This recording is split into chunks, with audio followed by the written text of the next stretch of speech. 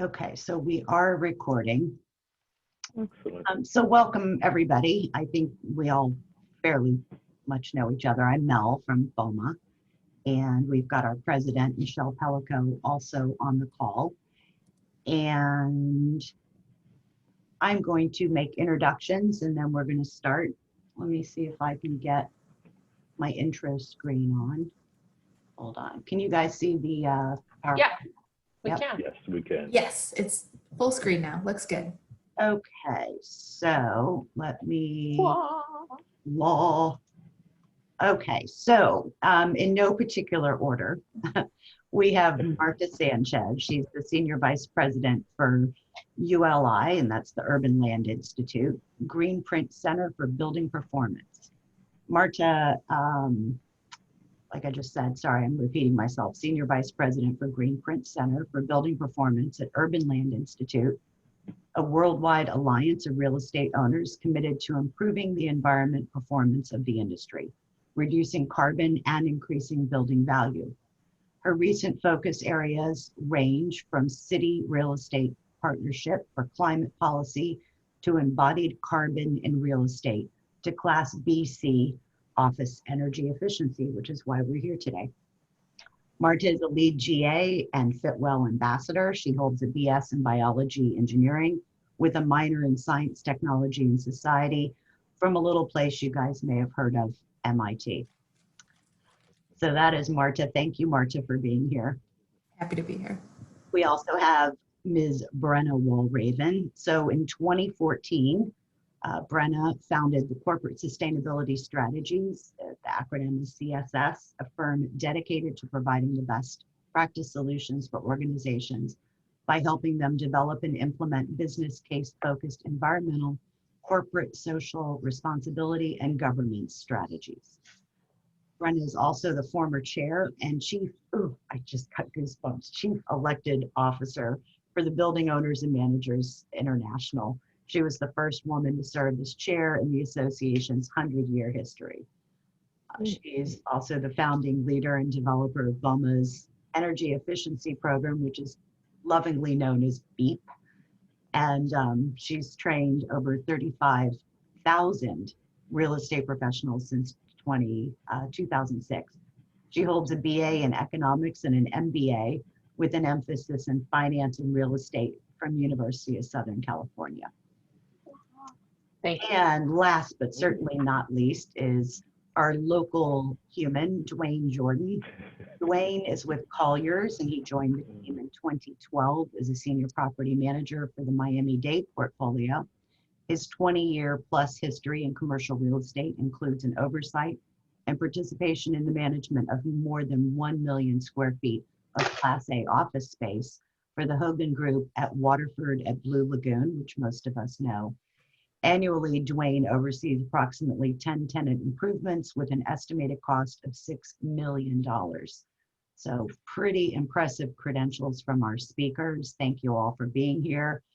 And I would just ask that everybody who's not speaking, if y'all could mute. I'm going to mute mine as well. And we will start off with, I think we're starting off with Marta. Yes. All right. Well, thank you, Mel. Glad to be here. And as a little background again, my name is Marta Shantz. I work for the Urban Land Institute, which is a real estate organization similar to BOMA, except that we don't lobby. We focus more on research and thought leadership. So we partnered with BOMA and the Rocky Mountain Institute to put out a report on unlocking hidden value, specifically in Class B and C office buildings through energy efficiency and green leasing. So today I'm going to give a little background on those opportunities, specifically on the energy efficiency front, kind of the market challenges that Class B and C buildings face, the opportunities to take advantage of for that market in specific to find some value, especially in these times. So I mean, really, we think about Class B and C office buildings, the owners stand to benefit significantly from energy efficiency. And then as Brennan will speak to, even more so when green lease provisions are in place. And so I'll give you that market outlook and let's do it. Mel, can we go to the next slide? We first start thinking about market challenges, right? And I think this will come pretty logically to folks on the line, when we think about Class B and C office buildings in particular, they face specific constraints that the Class A and premier office buildings just don't have to deal with. And it makes it harder to integrate energy efficiency into your assets. So first we think about information constraints, and that's where stakeholders are so often consumed with day-to-day activities that there's no time to learn about best practices. Folks, you just don't know what you don't know.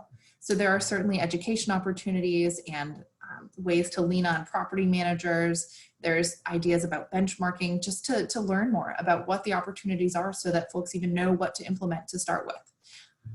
Secondly, there are a lot of resource constraints in the Class B and C office market, and that's that staff just have to wear multiple hats. Folks who are working and owning and running these Class B and C office assets are busy. Rarely is there a dedicated third-party management or building engineering staff on site with time dedicated to focus on energy efficiency or sustainability. And so it just makes it a lot harder to find the time to devote and the resources to devote to improving sustainability and efficiency of a building. And then lastly, and this may be most obvious perhaps, are funding constraints. A lot of times your Class A or premier office buildings have like large capital budgets that they can internally fund projects that directly support the bottom line when it comes to energy efficiency and sustainability and cost reductions. But the Class B and C office owners, sometimes they're smaller, they don't have those capital budgets, and they have to get more creative in terms of getting the funding to pay for those projects. Like, right, upfront costs can be a challenge. And so thinking about financing, bundling, and getting creative about ways to succeed is, it's just an added constraint that Class B and C buildings have to deal with. So we, in the report, we address these different pieces, and I'm going to talk through ways to address them in particular. But beyond these constraints, there are reasons why the Class B and C market can and should take advantage of energy efficiency to unlock that value that hasn't really been tapped in the Class B and C space. So Mel, let's go to the next slide, and I'll speak through those market drivers. First and foremost, cost savings. Very clearly, there is a business case. Buildings can save roughly like 15% of their energy costs if you do a bundling of low to no cost measures that are energy efficiency specific, and up to 35% or more if you have kind of larger investments that still reap a 3-year payback or so. And that's what the analysis from our report found. If you think about the math behind it, you're reducing your utility costs with energy efficiency improvements, which reduces your OPEX, increases your NOI, and then you throw a cap rate on there and it increases your asset value of the building. So those cost savings, very directly, very much a driver to get that value and squeeze all the savings you can, especially in times right now. And addition to that, policy requirements are starting to become more and more motivational for building owners to think about energy efficiency. In Florida, in Orlando, there's a benchmarking ordinance that maybe you guys are familiar with, but it's very much like locality by locality, city by city specific. So we're seeing benchmarking ordinances, building performance improvement regulations, audit requirements. A lot of policies are being in place. Over 30 benchmarking ordinances across the country have been set requiring buildings ranging in size from 100, 50, even 25,000 square feet to benchmark their energy usage and report it to the local jurisdiction, and then sometimes take action on that. So if a building owner, especially the Class B or C building owner, can get ahead of that, be prepared by benchmarking now, thinking through how to competitively prepare for any upcoming ordinances or mandates or policy requirements that are coming their way. There's a real opportunity to not be surprised and have to play catch up, but just be prepared and use that data that's eventually going to be required to your advantage. Additionally, we think about tenants, and more we're seeing tenants value a sustainable space. And they may not be saying, I want a green space, and maybe even Dwayne can speak to this with the TIs that he's done.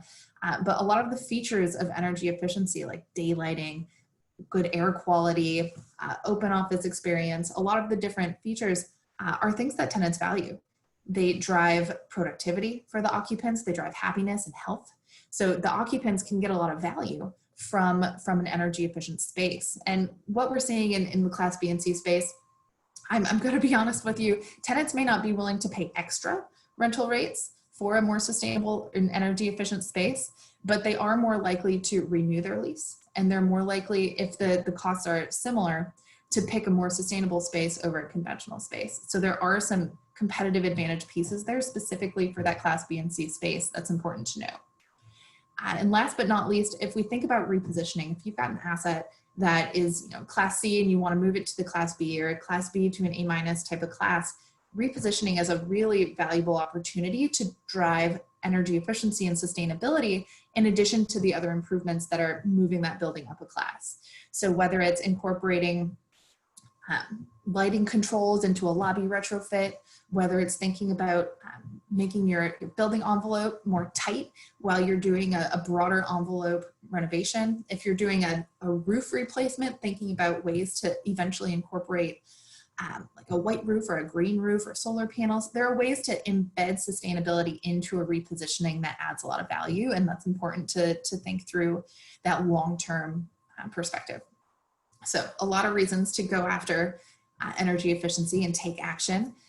There still are those constraints out there though. And before I go into how we recommend addressing them, I want to speak through specifically what we're seeing in Broward County. So Mel, you can go to the next slide.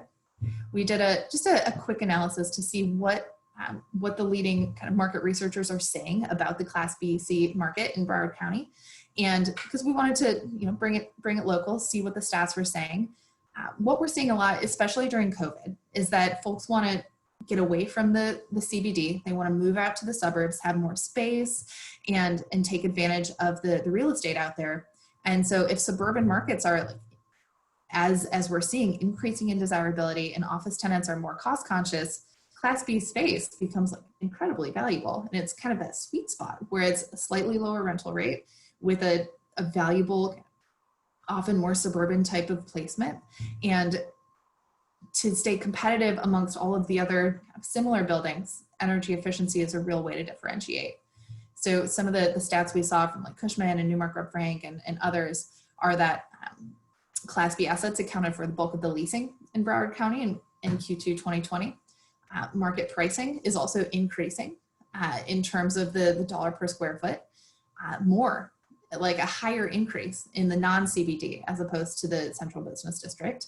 And then rents are also increasing in Class B spaces, but decreasing in Class A. So there's a real opportunity when we're thinking about Class B assets. Now's the time. Now's the time to make those investments, have your building stand out. And like, how do you do it? Let me tell you. Let's go to the next slide. So first and foremost, we think about laying the foundation, right? Those information constraints where you don't know what you don't know. And that goes for a lot of things, but energy efficiency and sustainability too.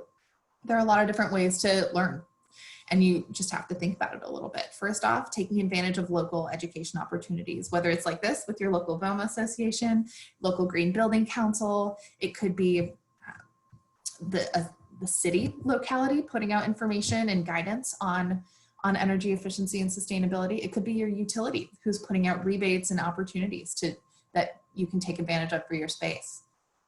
Additionally, leaning on your property manager is something that even if they're not on site, oftentimes property managers have that scale and have that understanding that they can pull from other buildings and apply to your own.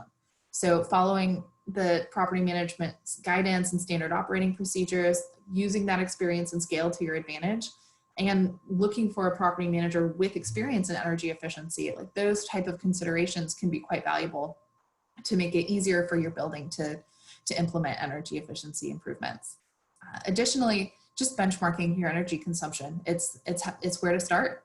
Eventually it'll probably be required. And I think Brenna will speak to this a little bit too in the drivers, but you can't manage what you don't measure. And so one of the folks we interviewed for the report, Tommy Russo with Ackridge, he's East Coast based. He said, just because a building's Class B doesn't mean things shouldn't run as efficiently as possible. Benchmark your entire portfolio. It's cheap, anyone can do it. So the idea is that being able to understand what your usage is so you can know how to improve and measure that improvement is an important place to start. And it's how you understand your opportunities. Additionally, understanding those local efficiency regulations is important to know how to comply and get ahead of the game. As I was talking about before, you don't want to scramble if there's all of a sudden some requirement that you didn't know about. And then lastly, spreading word, kind of sharing with your peers, networking, not just your own peers, but also talking to your tenants and passing along successes, talking to your facility engineers, talking to your contractors, getting all of the different stakeholders engaged on energy efficiency throughout the real estate value chain is a way to make sure that everyone's on the same team and on the same page to get those successes. Let's go to the next slide, Mel. From there, you want to think about the kind of resources, the staffing, and how it's so challenging to find the time to do energy efficiency in a Class B or C building. We get it. Luckily, there are ways to optimize, make the most of your time to maximize equipment efficiency, minimize costs and staff time. And so, number one, just making sure your current building equipment operates efficiently. I mean, it sounds so simple, but thinking through like LED lighting, making sure it works right, thinking through your equipment maintenance schedules with your HVAC contractors, making sure that everything is up to snuff, meeting its spec, meeting its set points and thresholds. It's something that sounds so simple, but all that equipment needs its tune-ups, and you want it to operate as efficiently as it can. Additionally, if you don't know all the specific opportunities, you can conduct an audit to identify site-specific measures for improvement.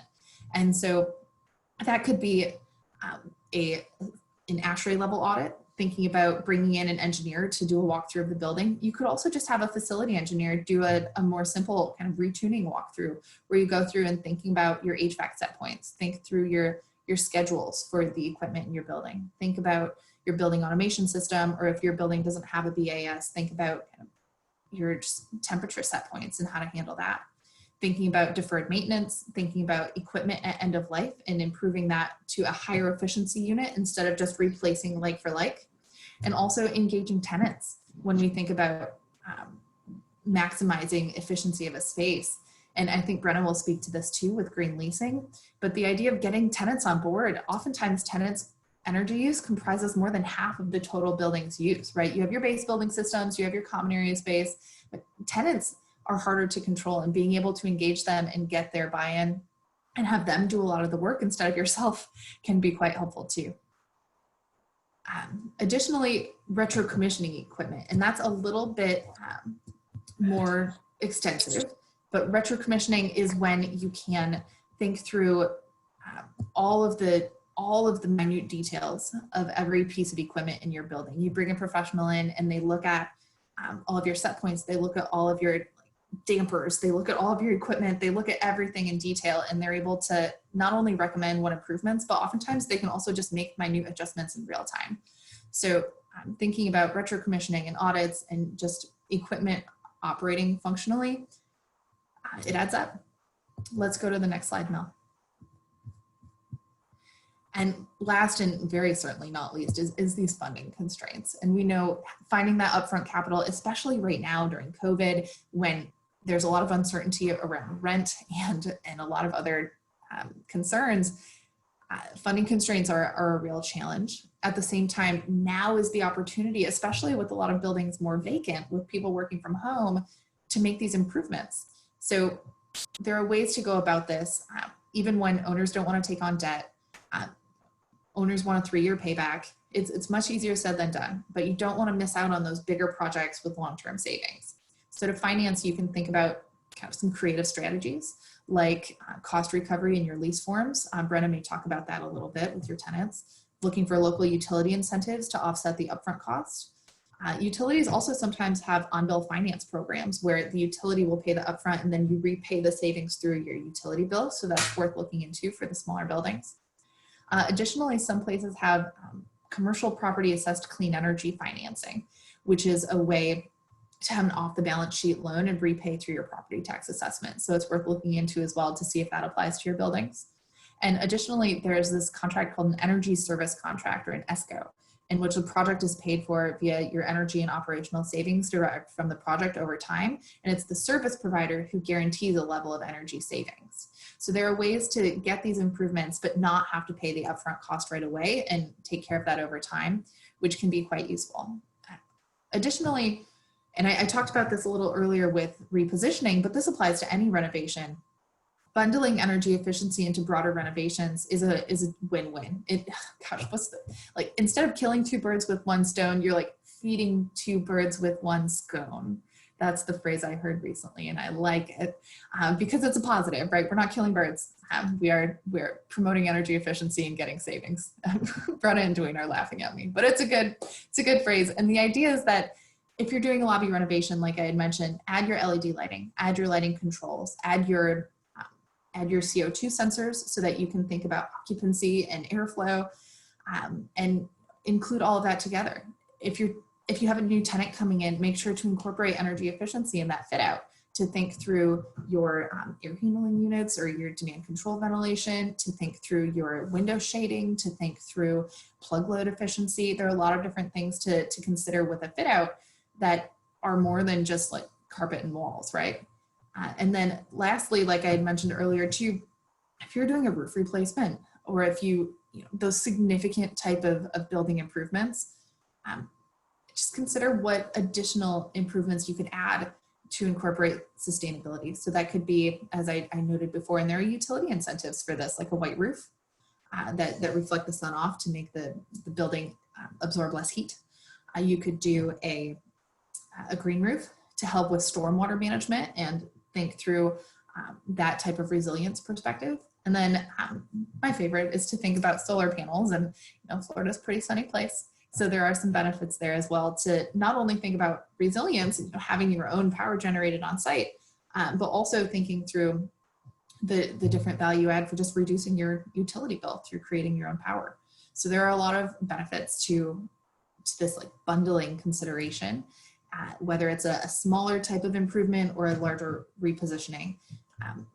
Ignoring or like missing that opportunity to incorporate energy efficiency is, oh man, it's a real missed opportunity. And so the timing to take advantage of those key transition points is a big one.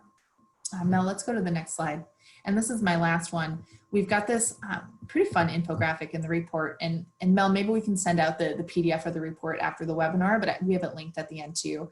And we have this list of 8 specific key building level strategies that can be used to kind of think through the easiest to the most intensive type of opportunities. So collecting that building performance data, implementing the low and no cost measures, like the lighting, the set point changes, engaging your tenants to get them on board, excited and participating in efficiency, incorporating green lease clauses, performing an energy audit to identify what opportunities even exist specifically to your asset, performing retro commissioning to get even more technical on those nuances, considering capital improvements with creative financing, and then bundling any sort of sustainability into projects that you already have planned. So with that, I hopefully gave you a few ideas on how you can work on that sustainability in your Class B and C spaces. And Brenna, how about you bring that kind of nationwide market perspective? Awesome job, Marta, as always. Thank you so much. Hi, Brenna Walraven, Corporate Sustainability Strategies. And why don't we just jump right into it? So let's go to the next slide. So one of the things that I like to do in kind of setting and building on kind of what Marta laid out is let's connect the dots of how we really create value, because it really is a core fundamental job for real estate owners and operators is to create value, enhance value. And not only do we want to enhance value, but as I'm going to talk about here in a second, we also want to protect value. So we're going to connect the dots there as well. So first of all, as Marta really touched on, there's increasing demand for transparency of performance, and energy benchmarking and disclosure laws is one way. As Marta said, you know, there's 30 cities, 2 states, 2 counties that require you to benchmark your energy performance at Energy Star's portfolio manager and then disclose that on an interval. But we also have vehicles like GRES, which is the Global Real Estate Sustainability Benchmark, which is a portfolio level disclosure on ESG elements that includes, you know, data, policy, and process, including retrofits and projects. SASB, which is a Sustainability Accounting Standards Board, was really came out of the SEC, the Securities and Exchange Commission's finding in 2011 that public companies must disclose any potential material ESG element that could have an impact of financial performance in the eyes of the investor. And so SASB set out to tell you how to disclose, how to be more transparent, what types of things. TCFD, if there isn't one more acronym in real estate, where would we be? That's the Task Force for Climate-Related Financial Disclosures. So this is looking at specifically how are we financially valuing the potential physical and transition risk associated with climate change, and then planning accordingly. And the efforts, as Marta touched on, and I think Dwayne will reinforce as well, some of these efforts help protect against climate change. They're not just about efficiency, but also resilience. Green leasing, I'll talk about here a little bit more detail, but that's part of this overall value proposition. But now let's connect the dots here. So if you look at this graphic, I'll walk you through. So if we get more efficient with our equipment, so we put in a more efficient systems, and we're able to better control temperature and operations, we're first and foremost going to lower our operating costs. That just intuitively makes sense. Get more efficient, eliminate waste, that should cost less. But we also have a byproduct of those efforts that we often can not only control temperature, but we can have better indoor air quality, which means we're going to make occupants more comfortable. So if we're lowering costs and making people more comfortable, in my direct experience, we definitely can retain more tenants, and retention rates do go up. And even a 1% increase in retention has a dramatic impact to value. So we've lowered costs, we retain more tenants, and as we retain more tenants, that means we don't have downtime in between leases because we've kept tenants in place, which means average occupancy is higher, which means revenue is higher. And so if revenue is higher and expenses are lower, then NOI is higher, net operating income. And that's really how we drive value. Asset value is driven off what is the value of the income streams from a piece of real estate. So this is how they all connect. These efficiency efforts not only lower our operating costs, but they keep more tenants more comfortable and satisfied, and then they stay in place, all of which drives value. Next slide.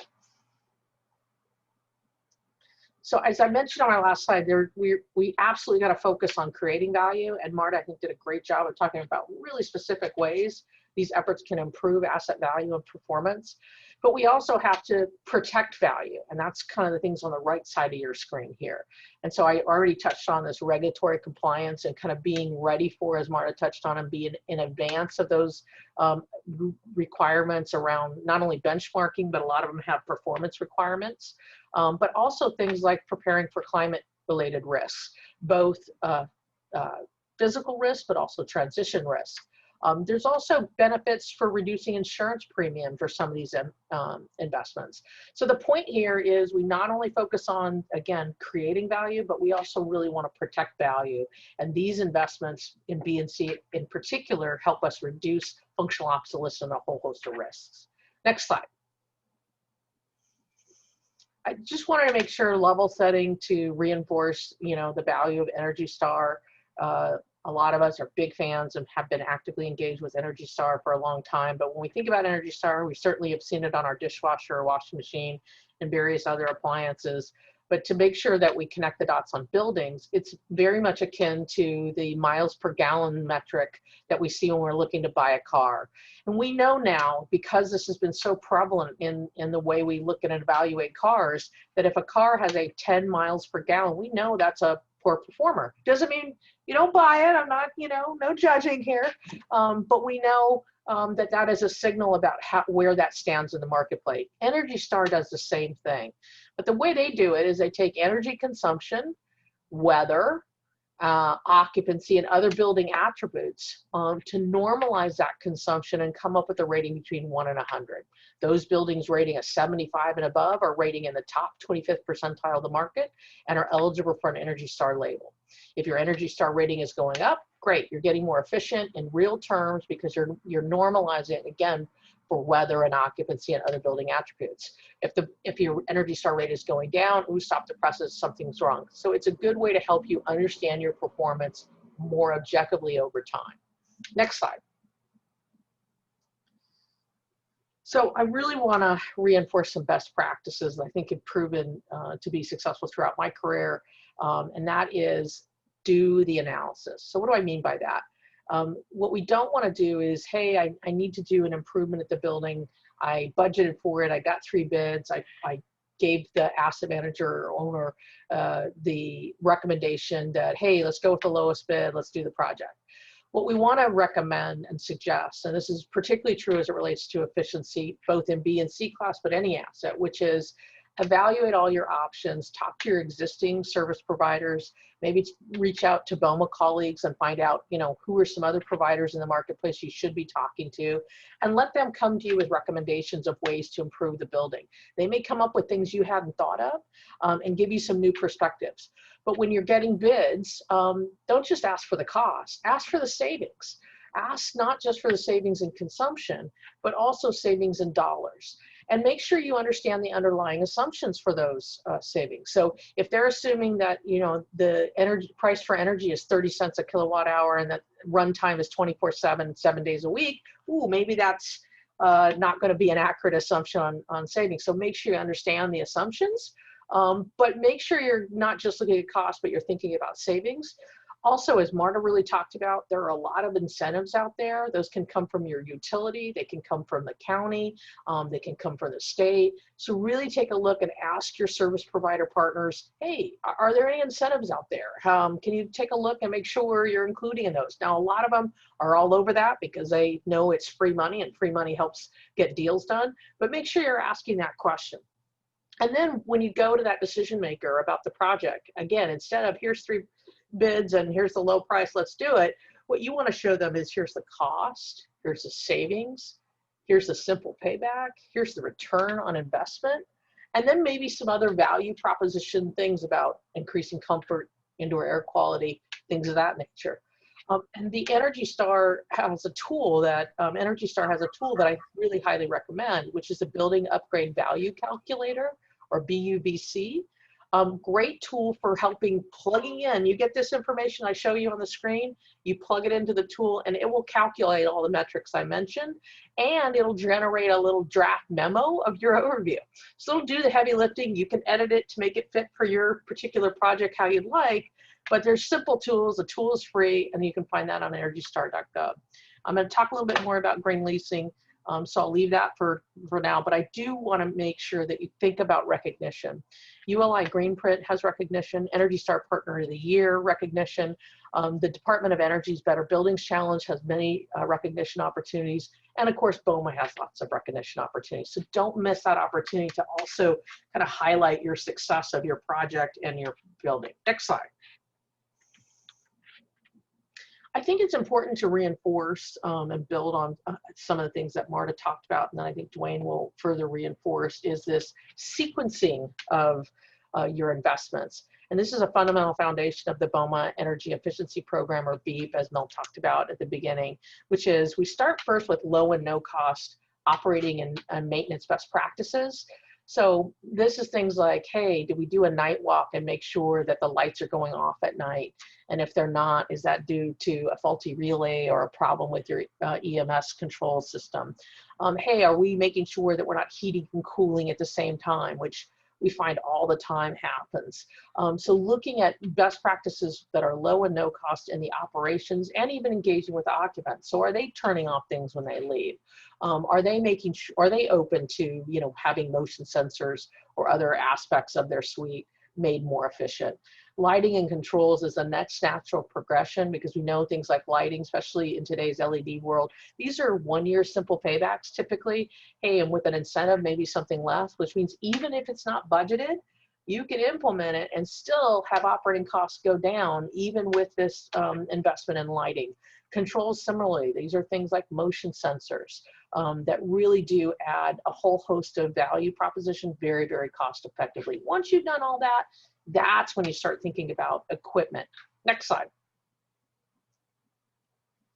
So let's talk about an example where this particular property was really looking at, hey, we need to do a chiller and tower optimization, but what else can we package on with that project? So including variable speed drives, adding some air handler set points for static pressure, and again, just adding a few elements on. But what's fundamental about this is the overall cost was not huge, right? It's $56,000, not big dollars. But when you look at the savings, almost a 1-year simple payback, because these things added so much potential value. But here's what I think is more compelling for decision makers: an 84% return on investment. right? When you think about the underlying cap rate for that building, call it a 6, 7, 8%, whatever that is for, maybe for a Class C building, it's 10%. 84% is bigger than 10%, which means it's accretive, it's adding value. And you look at the asset value. This is where you take that savings, you apply the underlying cap rate, and you come up with a value proposition, in this case, over $500,000 in additional value. So this is how we connect, again, these projects to adding value. Next slide. So look for the opportunity, and really Marta did a great job of giving you some very specific examples. And I just want to reinforce this point. So if you're doing a major renovation at your property, that's an opportunity to say, hey, what else could we part or put on this project while we're doing a major construction project that can add additional value? So when you're thinking about that lobby, as Marta did a great job touching on, you got to upgrade that lobby. Think about lighting. Can we go to LED? Think about controls. Are there motion sensors? Can we go to LED so we don't have to get a lift and go, 40 feet in the air to change those bulbs, every year or so. So think about ways to retrofit and build in other projects. And again, tie these projects to concepts you see here on the screen. So not only lower operating costs, but things like improved comfort. And I think that's going to be increasingly important in a post-COVID world, is how are you guys managing indoor air quality and comfort and safety? And some of these efforts in B and C projects are going to be critical to differentiate that this isn't an old, poor building. This is a best-in-class building in a better, more comfortable location for you, Mr. Tenant. And so we want to, I hear all the time too, hey, we're going to sell this building, we're just going to get it leased up and then we're going to sell it. So we don't really want to make investments, in efficiency and back of the house infrastructure. And what I've seen proven time and time again is that if you have old antiquated systems, when you go to sell that building, people are going to point out, hey, I got to replace all this equipment, so I need to retrade you on that price. I need to get a lower price because I see all these deficiencies. Conversely, when they come through and go, wow, the equipment is state of the art, it's well operated, your due diligence, you not only don't get retraded, but your due diligence is way smoother. Because you don't have people going, wait, I got concerns here, I got to dig deeper. They see that a building is well run, well maintained, has good systems. Don't miss the opportunity to connect to certifications as well. So you may be thinking, hey, this is a great retrofit, but you also maybe get the benefit of an ENERGY STAR certification, very, very cost effective, and a way to brand the building as a top performer in terms of efficiency. LEED certification, green gloves. There's other ways to make sure that you're branding your building, getting third-party validation of your performance after the fact. That's another way to reposition, as Marta talked about, your building, hey, as a top performer.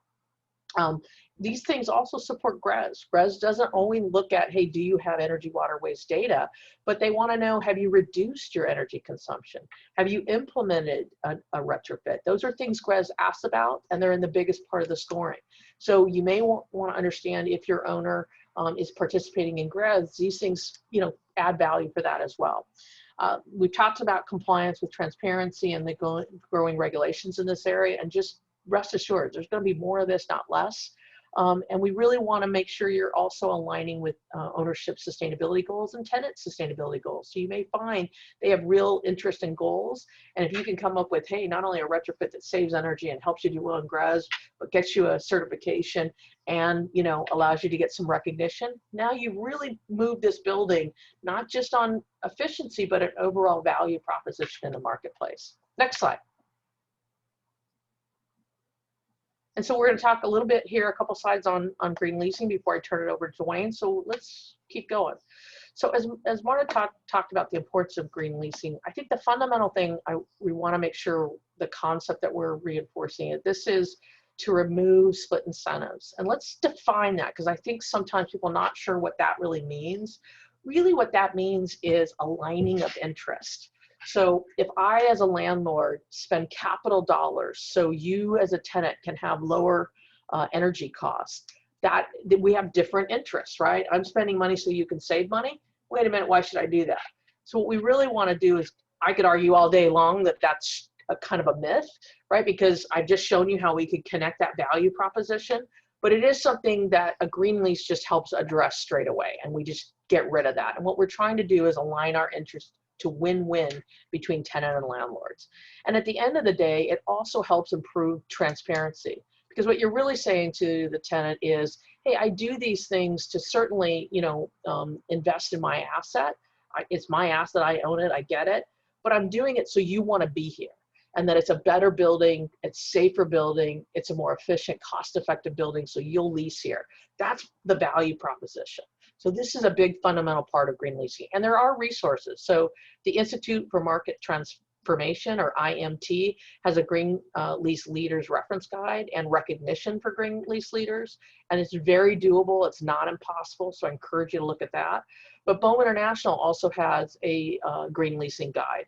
And I actually was an executive editor on it. I'm very familiar with it. I can tell you it's very easy to use. It gives you actual language and even how to have fallback language if you get pushback during a negotiation. So great resources. Next slide. So as Maura talked about, there are, information, resource, and funding constraints out there. And these are certainly not to be dismissed. But I also want to encourage you to understand that these don't have to be overwhelming barriers to getting the job done. I think green leases can be really just demystified with a little education, not only like what you're doing here today, but again, looking at IMT and BOMA's resources, you'll realize, hey, these aren't that complicated. They're pretty straightforward. It's trying to get to win-win solutions between tenants and landlords.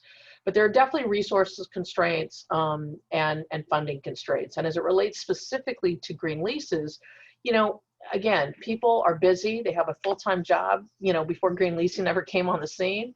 And so they're trying to manage their day-to-day life.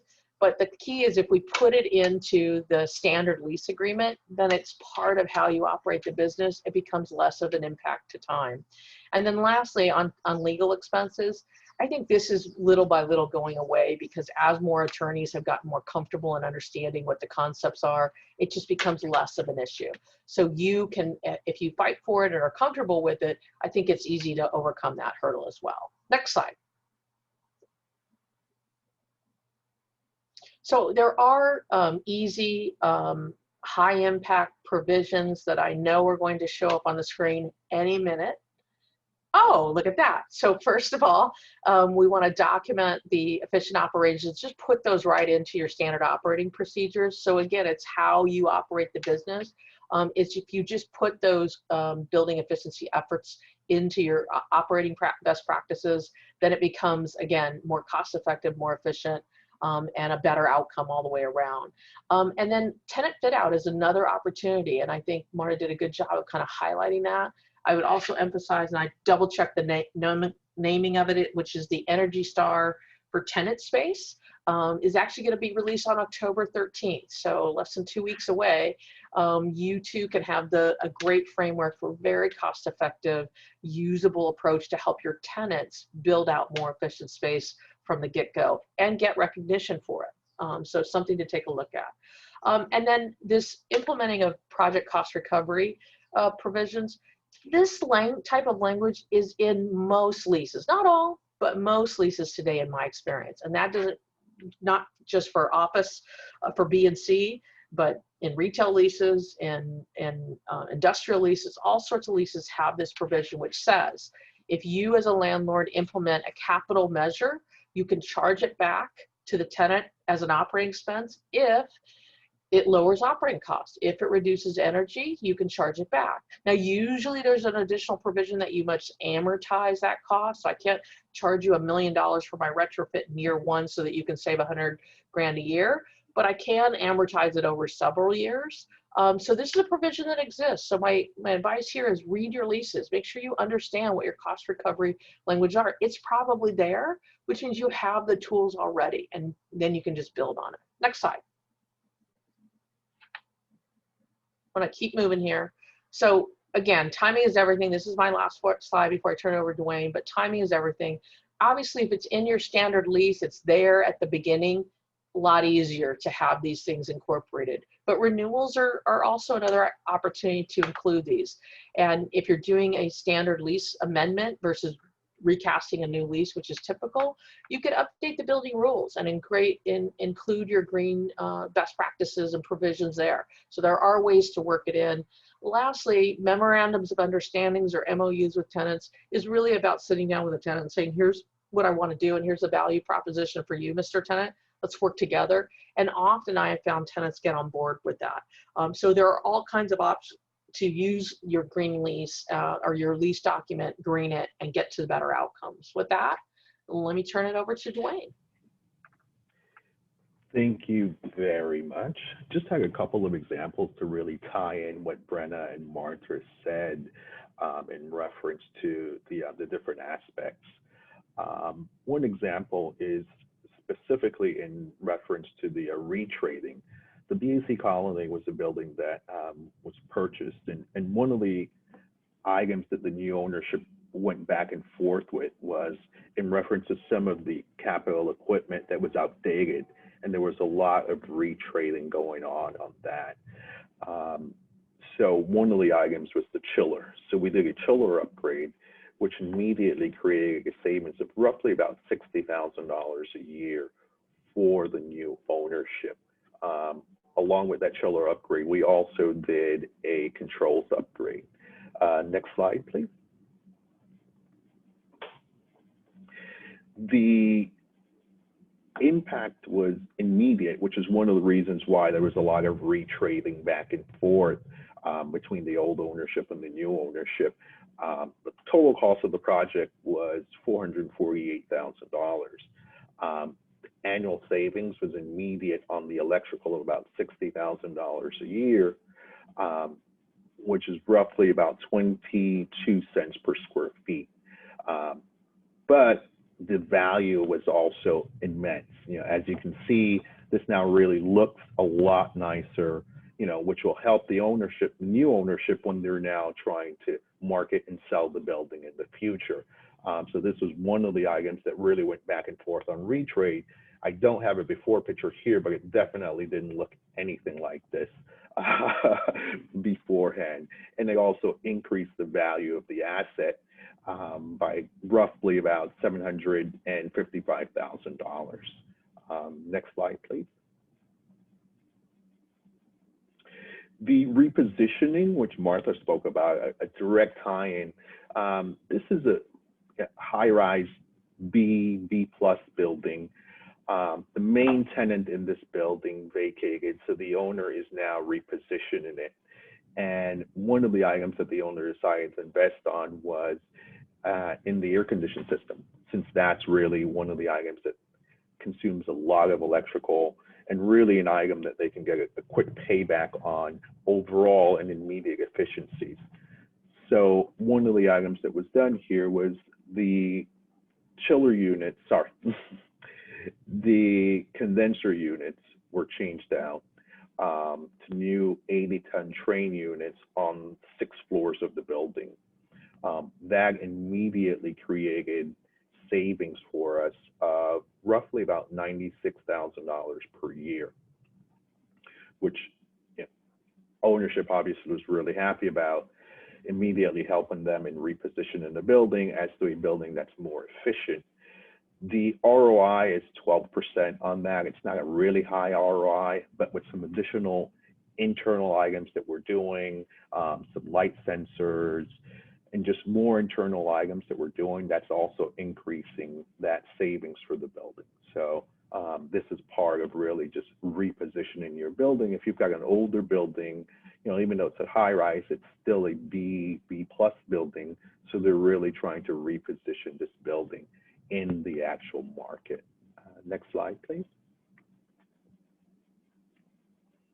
One of the tie-ins on this one that Martha mentioned in reference to savings from and rebates from the local electric company, I wanted to add this sample here where we were able to get a rebate back from Tampa Electric of $32,000 roughly on this project.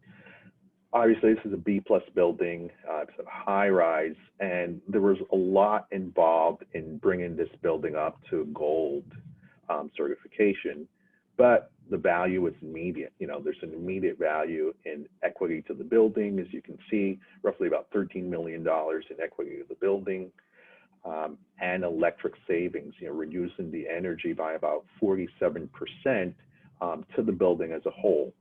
So that creates immediate value and additional rebates from Tampa Electric, which obviously, lowers overall your operating expenses. Next slide.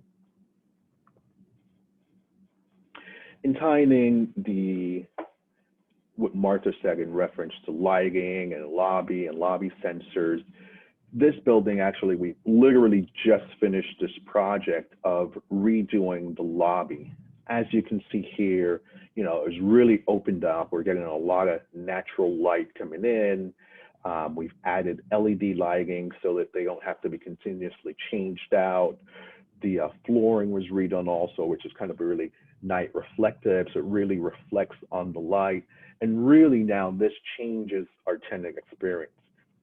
This is helping reposition the building so that as tenants come in, this is a B+ building, but really as the tenants come in, the lobby really looks nice. So it makes them more amenable to coming in, and it really helps with the overall leasing. This is the first impression as someone comes in, so it really helps with the overall.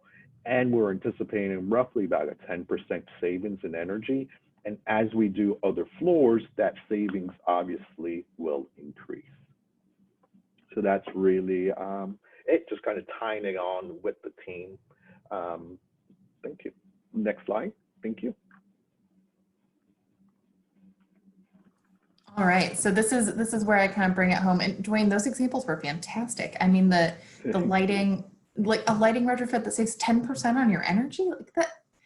Those are the type of examples, right? The chiller, the air conditioning, those are, as much as I hate to say it, energy efficiency is not the sexiest activity for a building to do, but somehow, Dwayne, you made it look awesome. You made it look awesome, and I think that's exactly what we need. So in the report that BOMA and RMI and ULI put out, we did some financial analysis to see what type of savings you could get from kind of 3-year payback type of energy efficiency improvements, and then what it looks like when you add in green leasing as well for that tenant cost share type of perspective. And you've got some significant savings here in terms of reduced operating expenses annually, 20 to over 20K a year, in looking at per square foot, like 25 to 60 cents a square foot. And that translates to an increase of NOI from like 2 to 4%. And then you tie that to your increased property value. These numbers speak for themselves. Like they're legit, and they are not inflated. Like we were a little conservative because we didn't want to make it seem like it was too good to be true. So these numbers are legit. You can achieve these in your own Class B or C office buildings. Adding in the energy efficiency with green leasing through that tenant engagement that Brenna talked about and Dwayne mentioned a little bit too, it just even further increases your IRR.